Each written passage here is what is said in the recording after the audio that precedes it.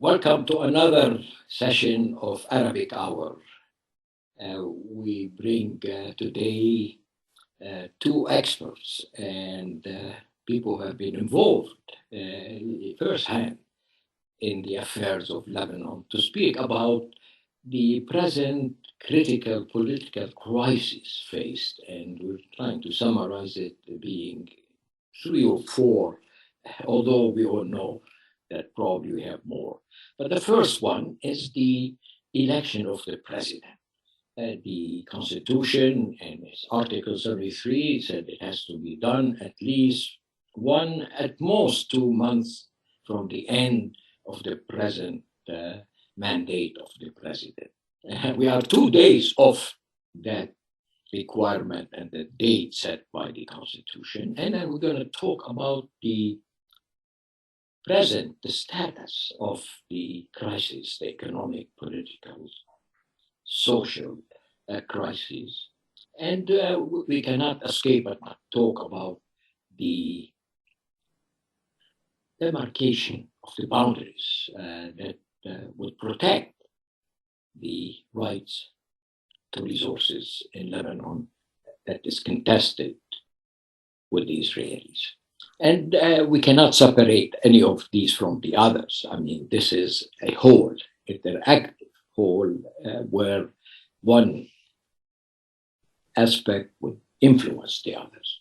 I have with us Dr. George Corm, and there is no need to introduce him. He's known to Arabic Hour and to our audience, but he's been Minister of Finance.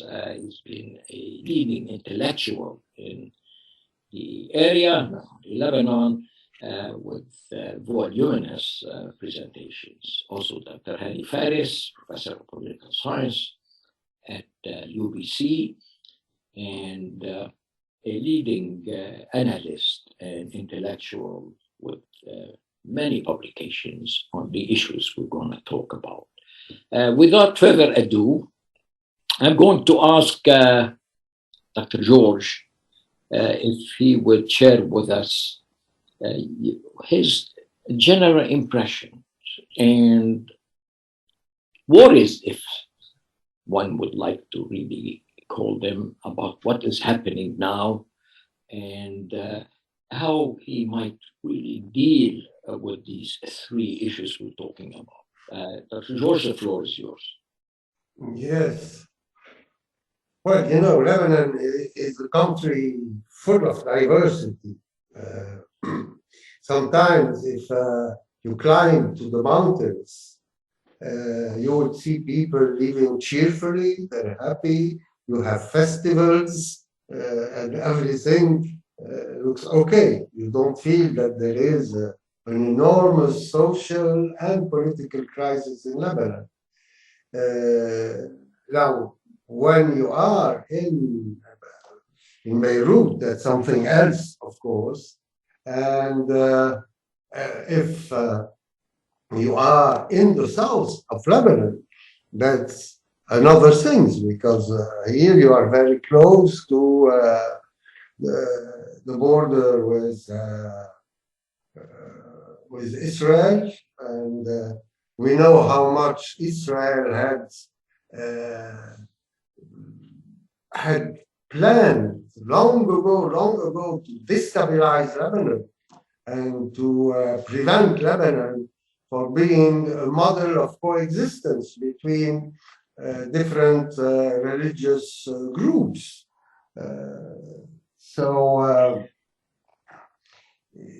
And one cannot miss also here to talk about the Palestinian issue, which is key.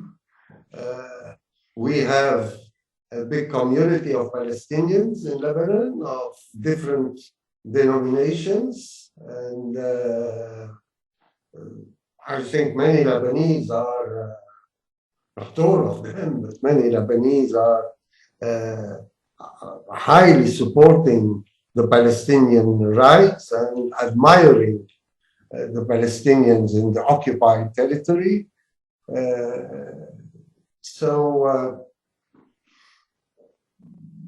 There are many levels, as I was telling you. And that's the problem, right there, And maybe Dr. Hani, you would like to ask you: is there really a true Lebanese position, or shall we really always talk about Lebanon in terms of the many different perspectives that the sectarian system gives rise to, especially how it impinges on the present three questions that I posed in the introduction? Definitely, you cannot discuss and explore the issues, the critical issues that you mentioned, without reference to the confessional system in Lebanon. What is the confessional? Can you Yes, I will.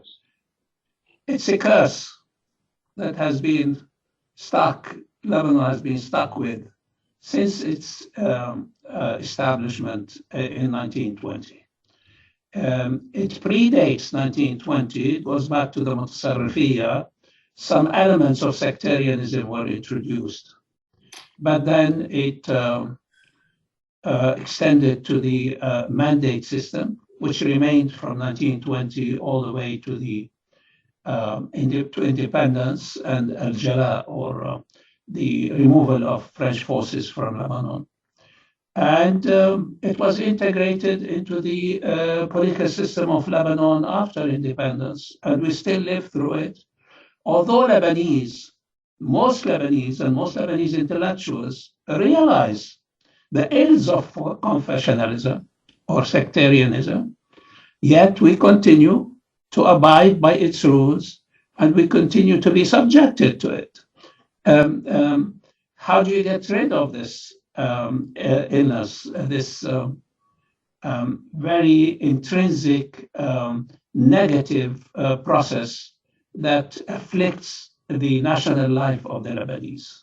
It's a major issue. There are people who have spent their life, intellectuals who have spent their life dealing with this issue and writing about it and discussing it and trying to do something about it.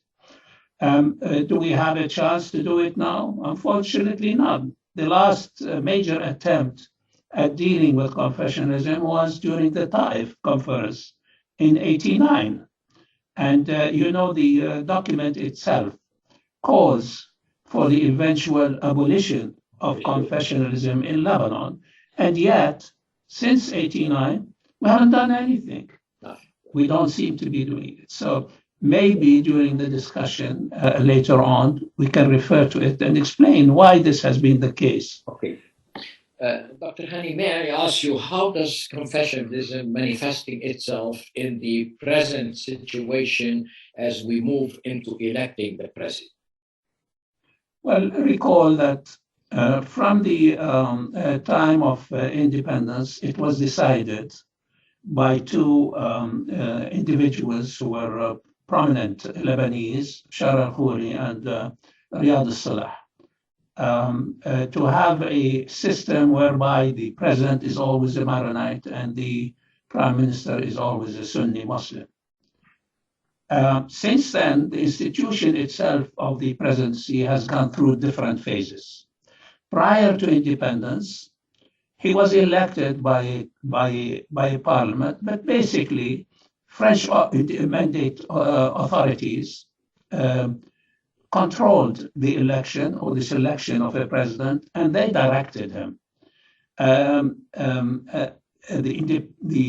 autonomy that Lebanon had during the mandate was not much to talk about. Basically, we were under the rule of France and the French governor. In independence, the president became appointed by the parliament, elected by parliament, and unfortunately, as per the constitution and by the traditions that evolved, the president was the chief executive officer. He basically presided over the executive arm of the country. And whether it is the selection of the prime minister or the running of government or what have you, the president was the individual who had all the authority and power to do it. For example, when elections take place and they have to select a prime minister and a cabinet, what did he do? He conferred with them and decided himself who to select as prime minister. So, in a sense, we had an overwhelming executive authority represented in one individual. And this was one of the reasons, of many reasons, that caused the civil war later on. Okay. So now the only thing that happened is that in Taif, the institution of the presidency was examined, and it was decided to move authority for the executive arm from the presidency to the Council of Ministers, Majlis Wuzara. And the president became simply someone to have the authority, moral and political, but not to be involved in the day-to-day affairs of the country. But this didn't happen, right? Yes, but this is what was decided in Taif, and how much of Taif was implemented after 89 is something else. Okay. But I would like, Dr. George, if you would join now in telling us that the Speaker of the House, as the Constitution requires, had called for a special session of Parliament that will convene tomorrow to elect the new president, as the Constitution, Article 73, required him to do. Is this election going to be happening? What's your take, Yami? Given what Dr. Hani was telling us, the president is a very important, critical figure in the political structure of Lebanon, and then who is the president is going to mean a major defining authority of what is likely to be expected and what could be done. Well, what's your take on? Let me express a little bit of reservation about the Taif agreement that Hani mentioned. I think the Taif agreement has increased what we call confessionalism in Lebanon. Let us remember, and Hani remembers, when we were young people at the age of 20 years or 25 years, we didn't care at the time as young people who is Sunni, who is Shi'i, who is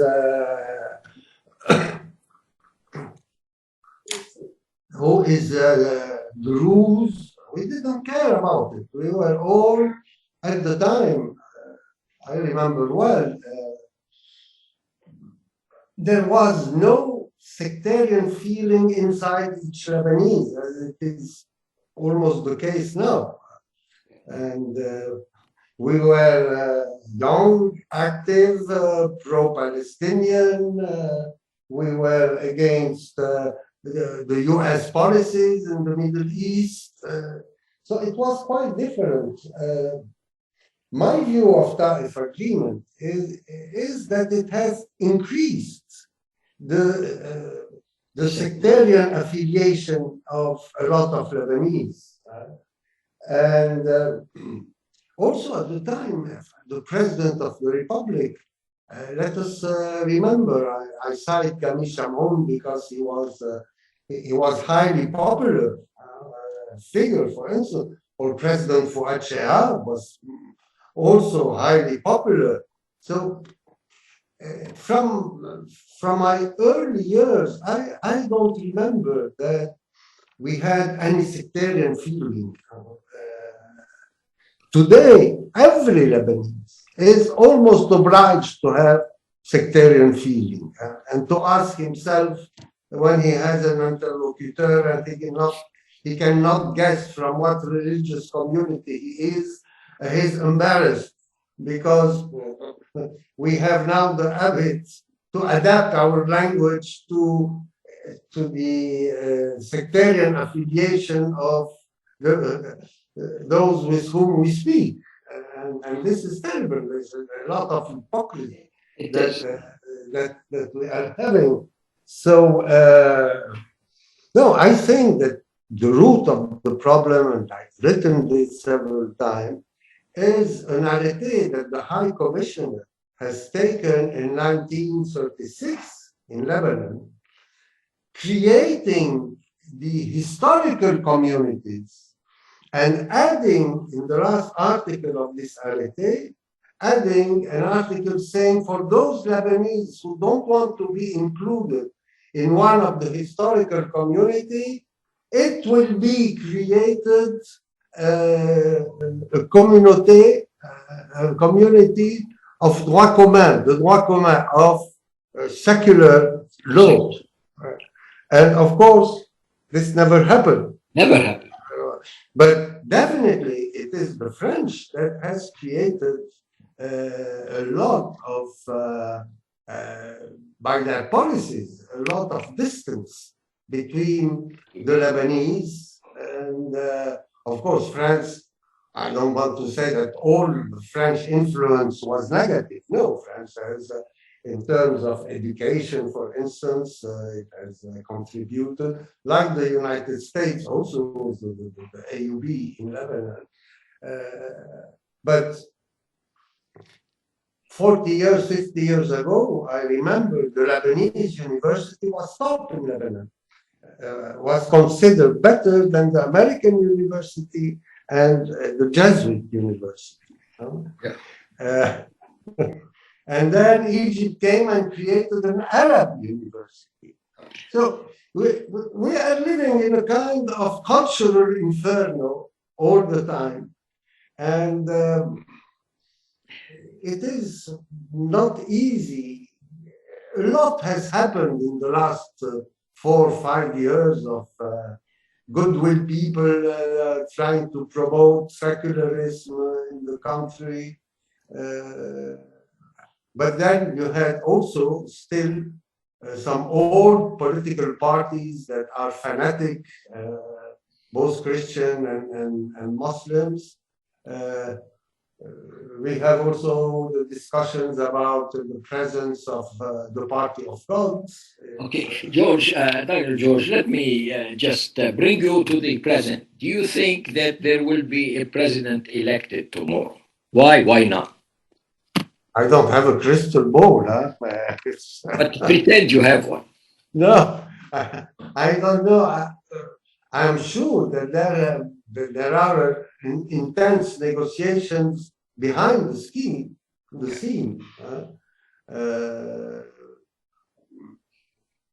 We even have, it's interesting, we have a lady which is candidate, she is the daughter of Danny Shamoun, who was assassinated during the war, our big war. And that's good that we have a lady of her caliber to stand for election. That's interesting. But also what has struck me is the individualism of Lebanese, especially in the political field.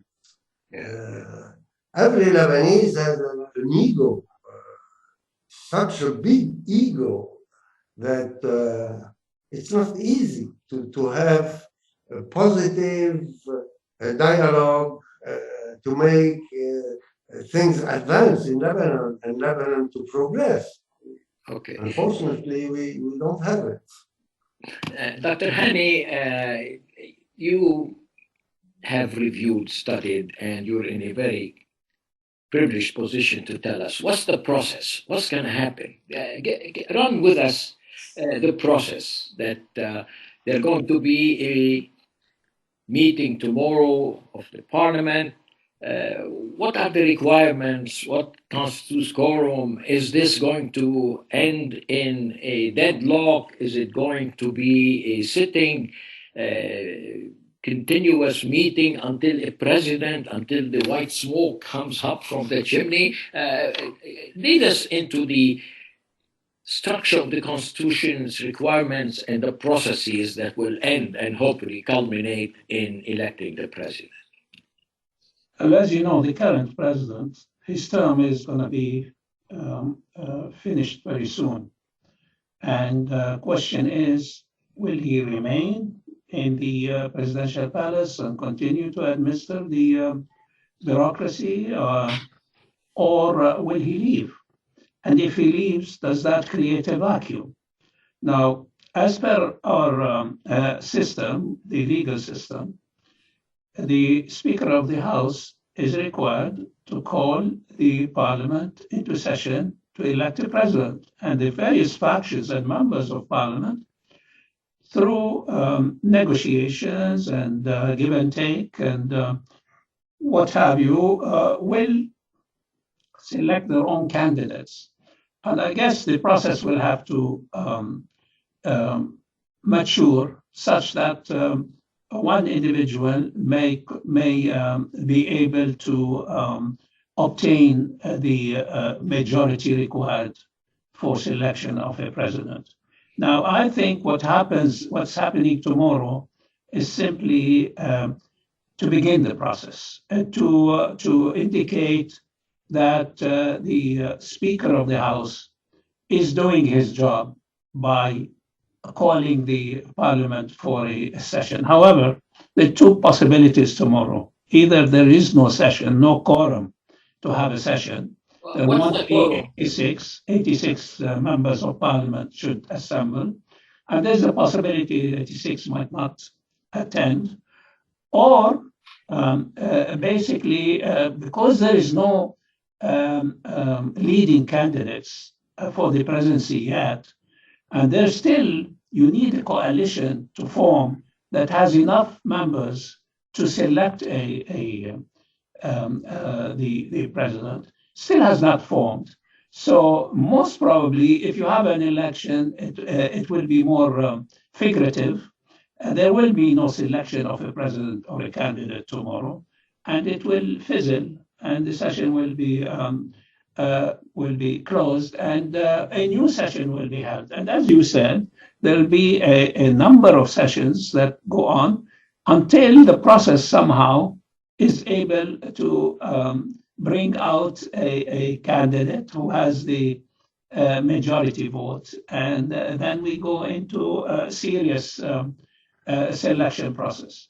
But that is yet to happen, and we don't know whether we'll be able to do it before the end of the present tenure of President Owen or not. Yeah. That's still to be decided. You know, Hani, that some people are criticizing the speaker, Mr. Nabih Beri, for calling for the meeting.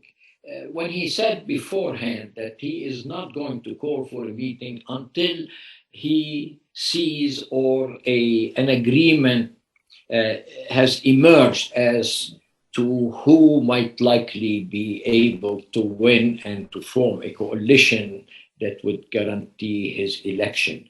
Is this step taken now going to enhance and speed up the formation of coalitions to support a winning candidate, or is it going to just trigger a situation of conflict that may not really become conducive and end up in a process that selects a winning candidate?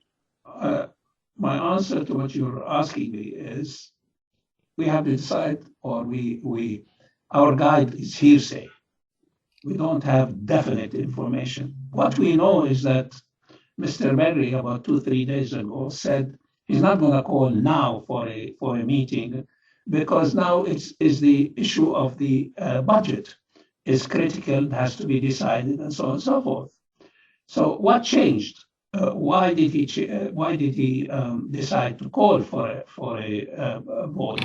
Well, it seems from hearsay, is that some prominent members of the Maronite community have been in touch with him and have been pressing him to call for a meeting of Parliament and call for an election, including the Maronite patriarch, that he was one of those who is asking for a quick meeting of parliament to begin the election of the president. Hani, what motivates them to do that? Some people saying that they're worried that there will be some vacuum and this might depreciate the Maronite privilege to being the president. Is this a consideration? Yes, of course.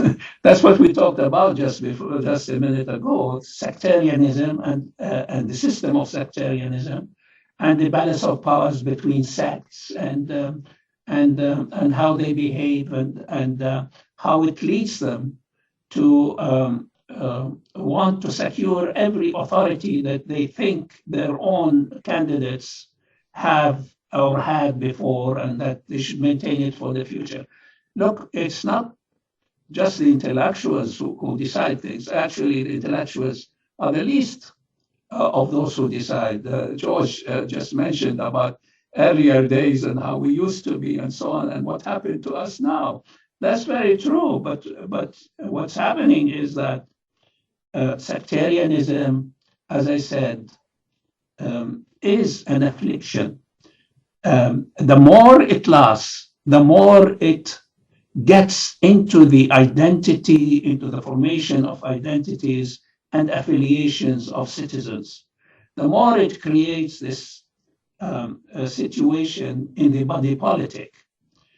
And there is no serious effort at present to try and handle the ills of sectarianism. I mentioned Taif. I know what George is saying, but again, Taif did one thing. It said, after the election of a parliament, the first parliament to be elected must then have a national committee to look into sectarianism and how to get rid of it. This is the first time where there is a national agreement saying that sectarianism must be abolished. And but unfortunately didn't have a time scale. They left it for the next parliament to do that, and next parliament didn't do that.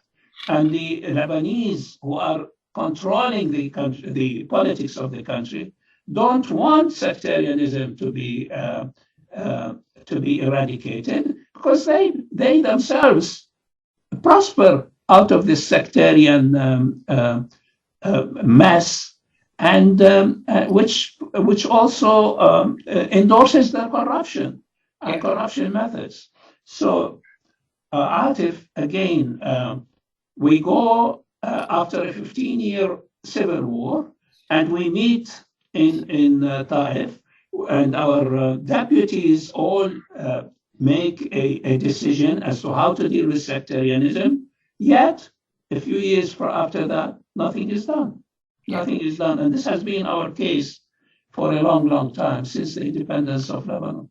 Okay, but this is really maybe a time we stop and pose the question. Lebanon is facing one of the major crises it has ever faced.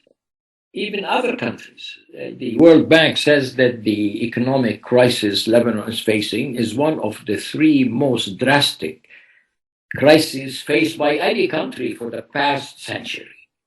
What was the World Bank doing for all these years? The World Bank was present there. I didn't see any report from them about how dangerous is the situation. But if you allow me just a small addition, in the Taif agreement, the provision was that a Senate would be created to represent the religious communities. And of course, nothing has been done for this. And this is not a bad idea to have the Senate, a specific Senate where the communities would be represented. And this is the way, the US, for example, it uses the Senate to balance the number-based, population intensity base. Like even a small state that has a fraction of the population of New York will have the same number of Senate. And the reason was to balance the rural, the interior, to the urban things. And this may work really in Lebanon, but there is something more fundamental, and this is the one I was pointing out. To what extent a new president is likely to deal with the crisis that we have? In what connections that would bring the presidential election to be a positive step towards the reconstitution, rehabilitation of the Lebanese economy and the Lebanese society, especially as we face some major fundamental challenges. I mean, our contested borders with Israel. You see, there is the Levant basis that people say has more than 10 billion barrels of oil that is shared between the countries on the Mediterranean, particularly Palestine, Egypt, the Israelis, Lebanon, Syria, Cyprus, and Turkey and other people trying to muscle in. But the story is, to what extent can Lebanon secure its share, its rightful share, in the aquifers, in the common pools that embody this trillion of cubic meters of gas, especially one that is absolutely becoming more valuable as the Russians have cut their supply to Europe, and Europe is desperately looking for alternatives and have thought that maybe the Mediterranean might give them a safety valve to come in. To what extent the lack of a president or the presence of president is going to influence the conflict that we have with Israel in terms of securing the rights of Lebanon to its natural resources and to the possibility of exploiting this gas and oil at this critical moment, because maybe, as most of us know, and especially you, that oil is becoming a stranded asset, that fossil fuel is not consistent with a sustainable world, that if we don't do it today, we might not have anything to tap into. And if we don't tap into it today, when we need it most, when the Lebanese economy is absolutely bankrupt, that is the silver lining. This is really the opportunity for Lebanon to create $100 to $150 billion, and that's exactly what is needed. I mean, we're going begging the IMF, International Monetary Fund, for $3 billion, and is putting incredible conditionalities to give Lebanon this $3 billion, when we are sitting on $150 billion worth of gas and oil that may be what is necessary to boost the Lebanese economy. To what extent the president, being elected or not elected, is going to influence the chances of Lebanon in this contest?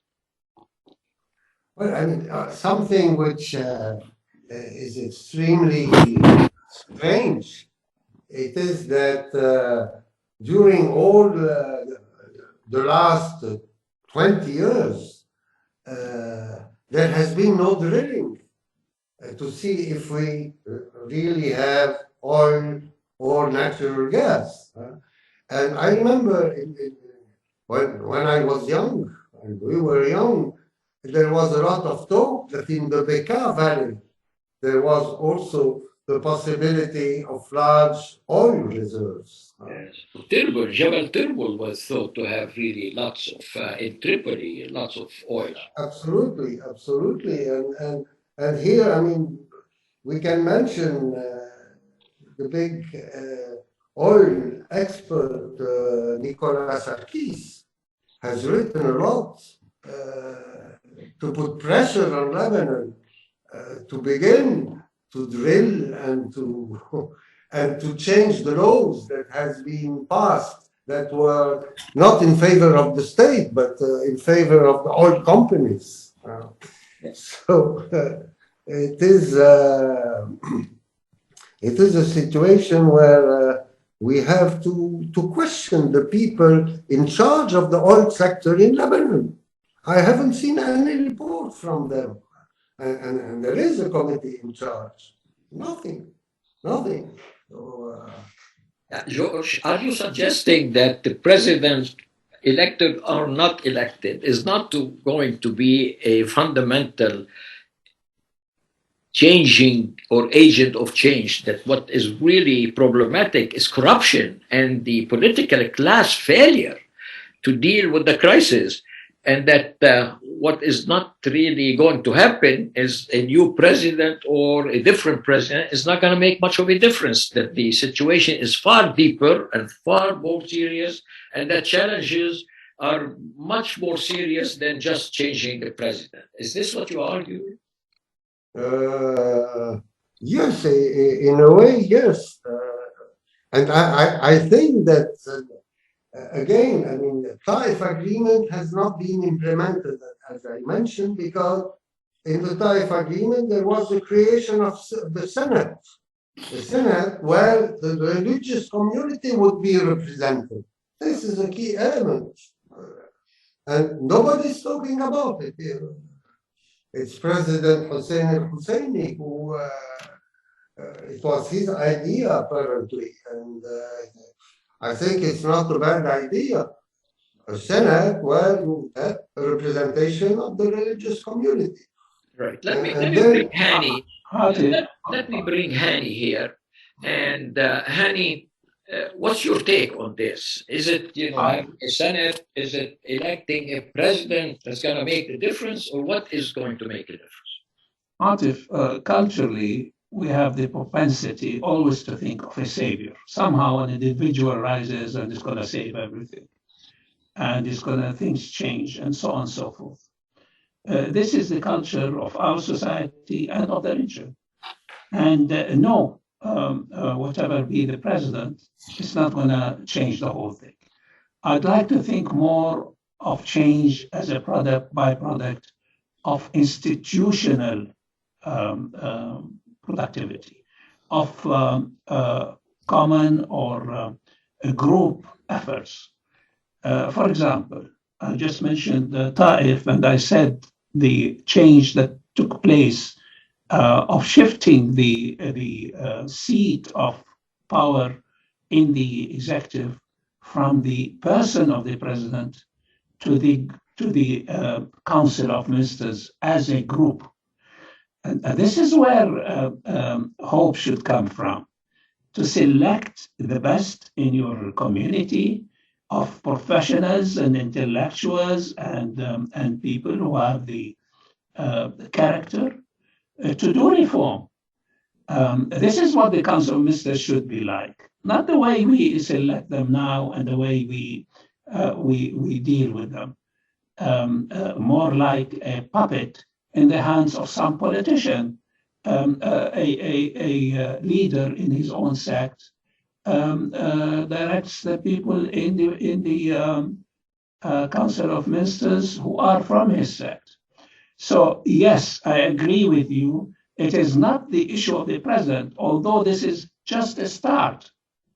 It is much more than that if you're looking for salvation, for bringing in change to Lebanon and getting out of the mess that it is in. You know, during the Civil War, there was a concept that was developed called Lebanism. In Arabic, it was Labnana. And it's a concept whereby it's a process of state loss of authority and disintegration of civic society into a Hobbesian form of society. Everyone at ease everyone. This is what's happening to us in Lebanon now. We are in a mess, and it's interesting that George, at the beginning of this session, told you, Atif, we're in a very difficult situation. We don't seem to know where we're going. And it's a mess between different factions. Yes, that's the way it is. And how do we get out of it? Well, I don't know. Maybe George could help us there, especially since he lives in Lebanon and we're outside. I mean, where do you see hope? Where do you see salvation? Okay, Hani, of reform. Hani, what if we fail to elect a president? What do you see in the constitutional period that's required, which is really the beginning of November? Things will become worse. worse and worse. I mean, as we said, this sectarian system is supposed to be offering representation based on communal affiliation, sectarian affiliation. Here, the principal figure who supposedly represents the Maronite sect will not be in a position of authority, will not be filling that position. So what do we expect? Yeah, we expect a further deterioration. His presence is not going to salvage Lebanon from what it is, but his absence will get it worse. Yeah. George, how do you feel? What's your take on this?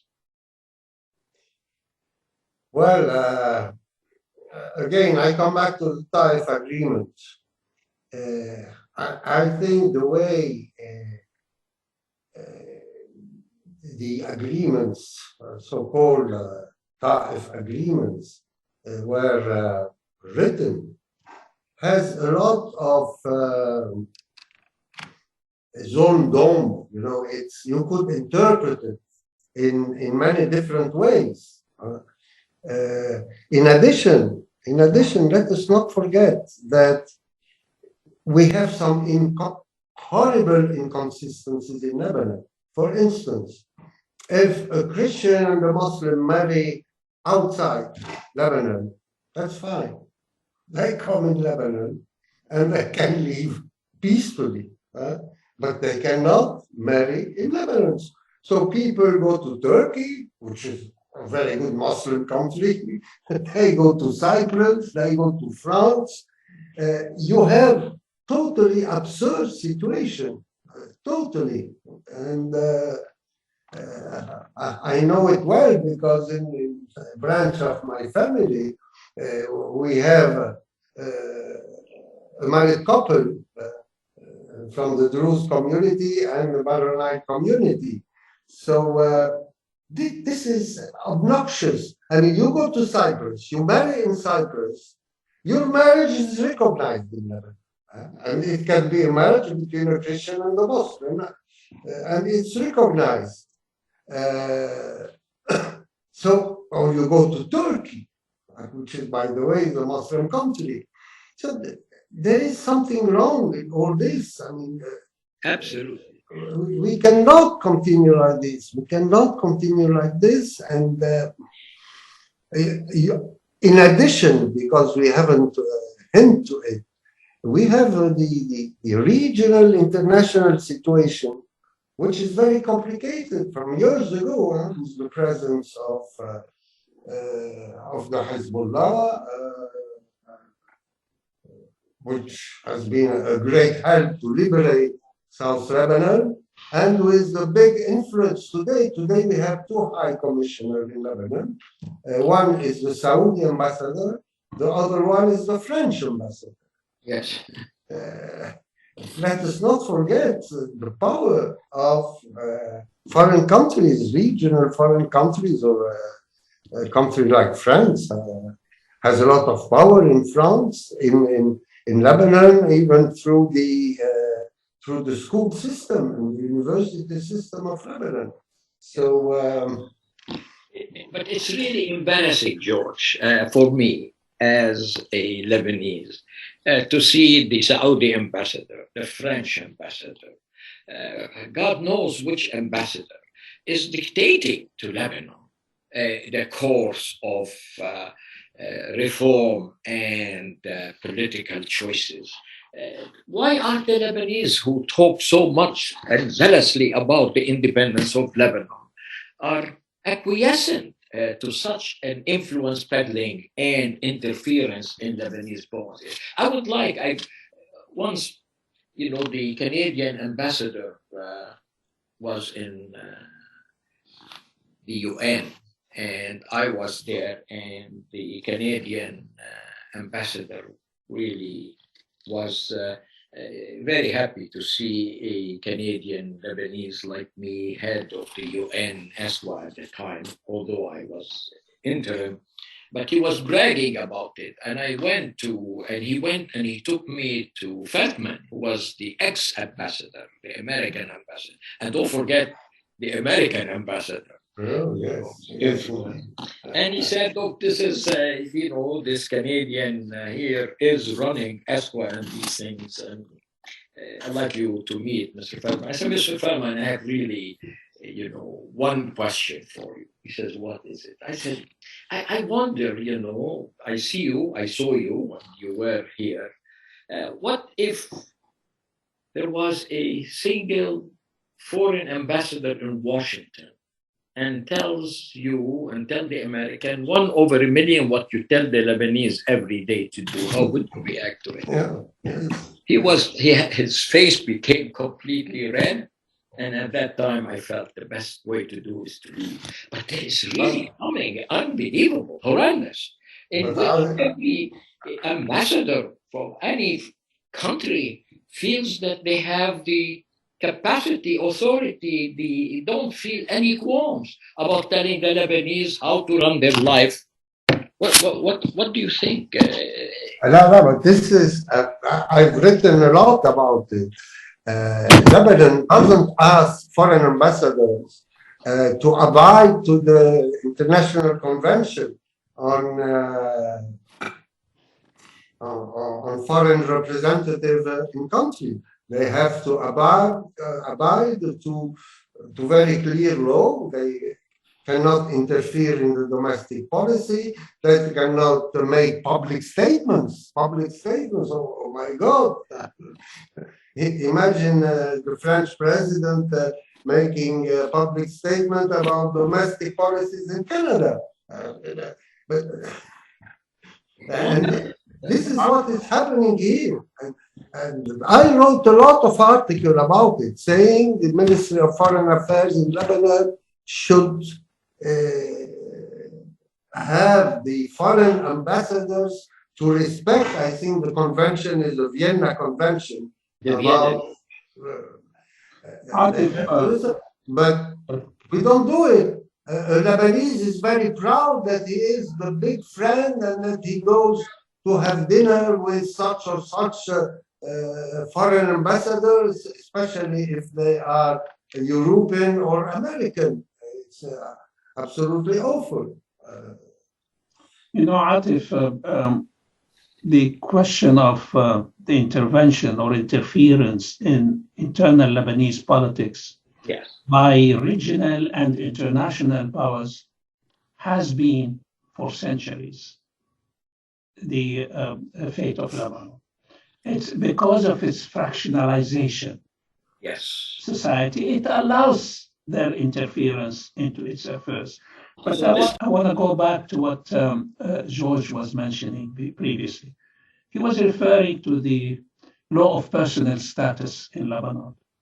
This is an issue which has been, especially since the 50s, an issue that has bedeviled the intellectuals and activists in Lebanon who have tried to get rid of it and at least introduce a civil code of personal status, which Lebanon never had since 1920. This is one of my fields of specialization.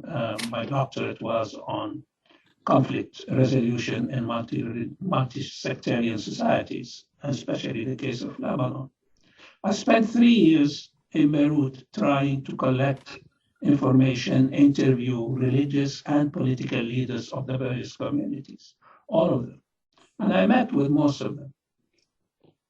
And one thing that came obvious to me, that all the religious clerics of all these sects does not want a secular code of personal status or to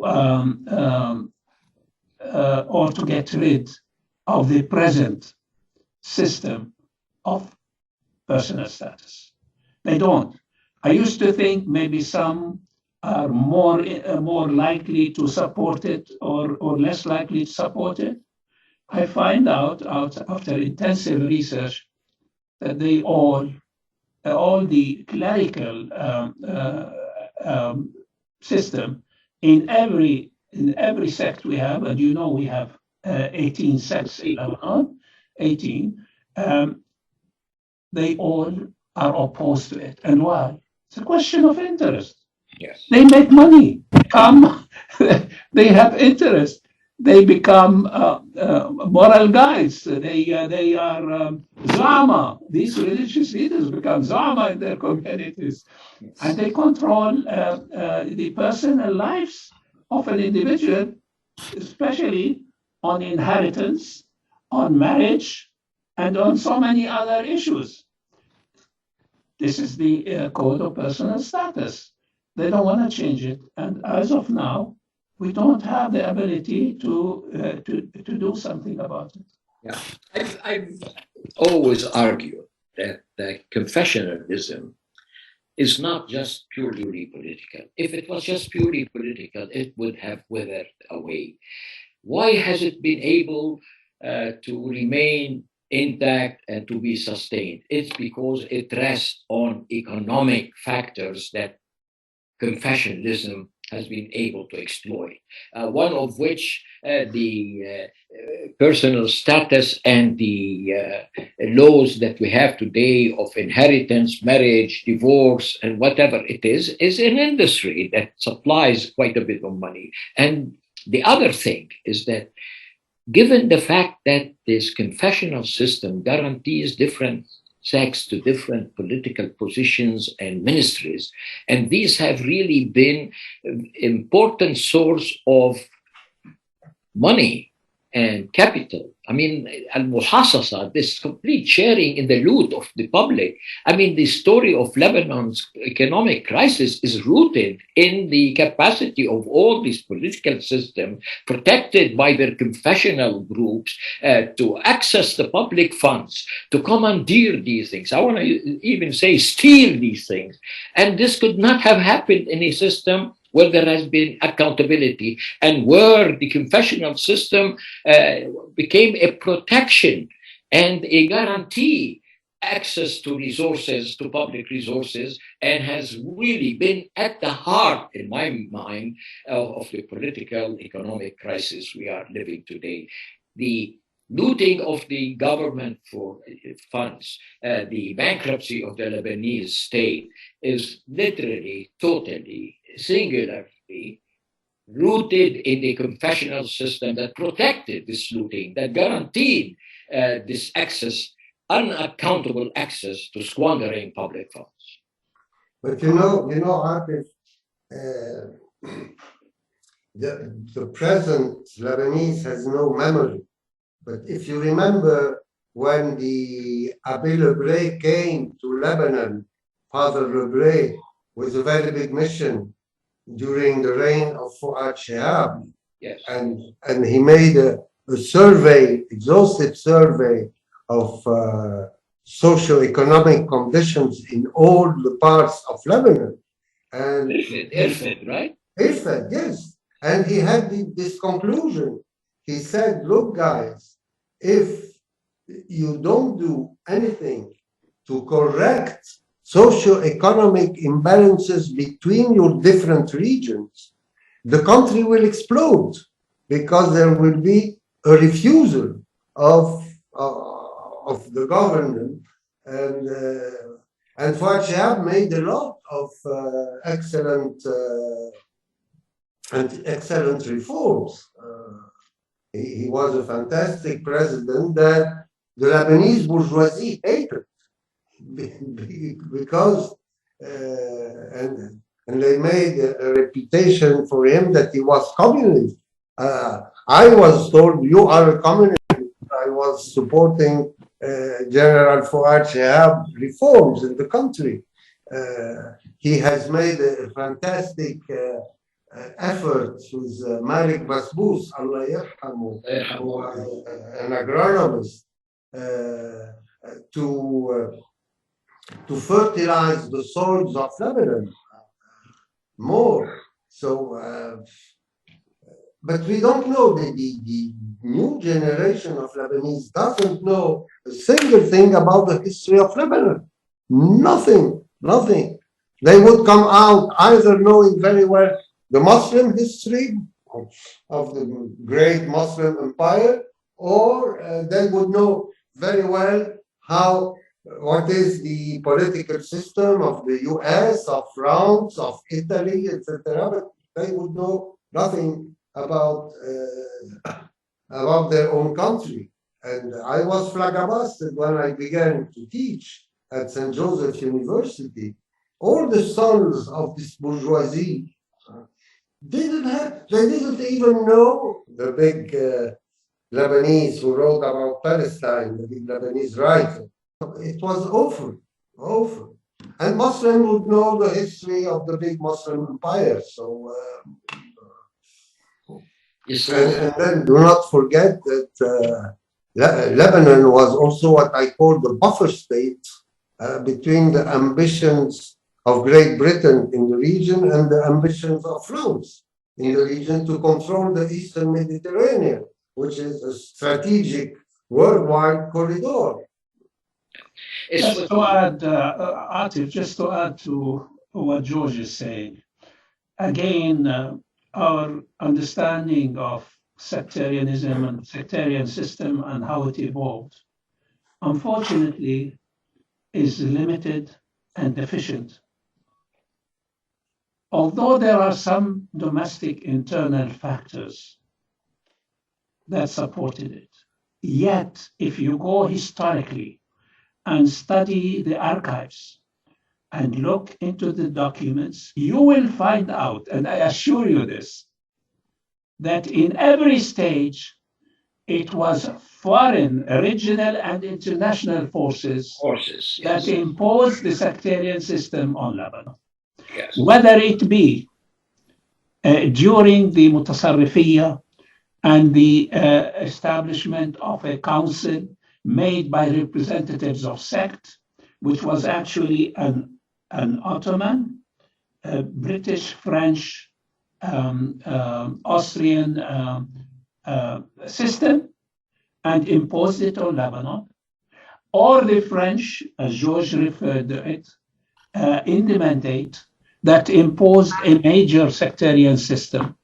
It's now that we have absorbed this system. Now we promote it and we justify it and rationalize it. No, unfortunately, the sectarian system is imposed on Lebanon in its history. And continues to because it divides the Lebanese, it allows the foreign powers to intervene in domestic Lebanese affairs because of the divisions among Lebanese. All right. At this stage, I appreciate that enough. Yeah, thank you, Hani. Thank you, George. I hate to bring this fantastic discussion to an end.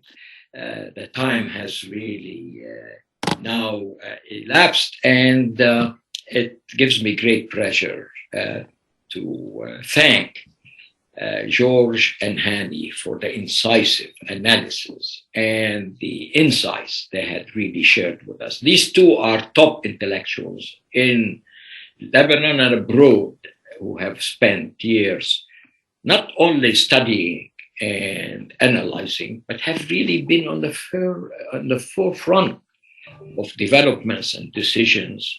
They're not responsible, but they were major fundamental critics. And I hope that all the listeners would have gathered so much knowledge today and insights of what constitutes the challenges that the Lebanese face and what would be the best way to extricate Lebanon from the encumbrances of this confessional system that has become a major mechanism of exploitation, of dispossession, of humiliation, and making it difficult for the Lebanese communities to coalesce in a unified political polity that can serve the Lebanese people.